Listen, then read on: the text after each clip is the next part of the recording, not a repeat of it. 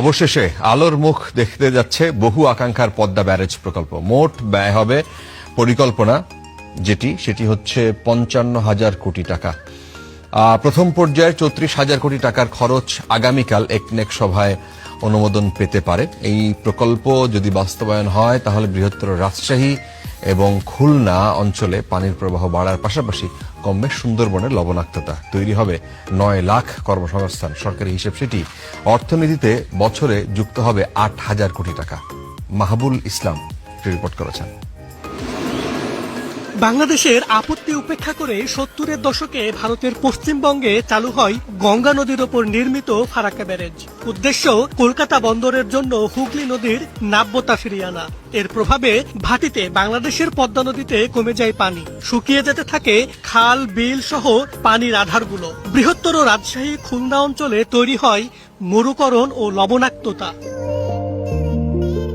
এই সংকট নিরসনে পদ্মার বাংলাদেশ অংশে ১৮০ কিলোমিটার ভাটিতে রাজবাড়ীর পাংশায় ব্যারেজ করার পরিকল্পনা হয় ৬০-এর দশকে। অবশেষে ৬৬ বছর পর প্রকল্পটি আলোর মুখ দেখতে যাচ্ছে। বুধবার সচিবালয়ে প্রধানমন্ত্রীর সভাপতিত্বে অনুষ্ঠিত হতে যাওয়া একনেক সভায় অনুমোদনের জন্য উঠতে পারে প্রকল্পটি। এই প্রকল্পে মূল ব্যারেজটি হবে ২.১ কিলোমিটার দৈর্ঘ্যের। এর মাধ্যমে পদ্মা নদীতে শুষ্ক মৌসুমে ধরে রাখা হবে ২,৯০০ মিলিয়ন ঘনমিটার পানি। এতে পুনর্জীবিত হবে গড়াই, মধুমতি, হিসনা, মাথাভাঙা, চন্দনা, বারাসিয়া, বড়াল, ইচ্ছামতি নদী। পানির প্রবাহ বাড়বে দেশের বৃহত্তর গঙ্গা কপোতাক্ষ সেচ প্রকল্পে। রূপপুর পারমাণবিক কেন্দ্রের জন্য বাড়বে পানির প্রাপ্যতা। এছাড়া সুন্দরবন অঞ্চলে কমে আসবে লবণাক্ততা। ব্যারেজ প্রকল্পে থাকবে জলবিদ্যুৎ কেন্দ্র, যার উৎপাদন সক্ষমতা প্রায় ১১৩ মেগাওয়াট। প্রায় ২৯ হেক্টর জমিতে সেচ সুবিধা বাড়বে। ধান উৎপাদন বাড়তে পারে বছরে প্রায় ২৪ লাখ টন।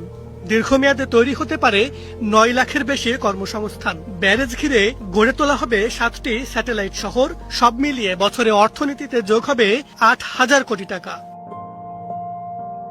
পদ্মা ব্যারেজ প্রকল্পটির মোট ব্যয় ৫৫,৪৮৩ কোটি টাকা। তবে বুধবার একনেক সভায় প্রথম পর্যায়ের ৩৪,৪৯৭ কোটি টাকা ব্যয়ের অনুমোদন দেয়া হতে পারে। প্রকল্পটি বাস্তবায়ন হবে ২০২৬ থেকে ২০৩৩ সালের মধ্যে।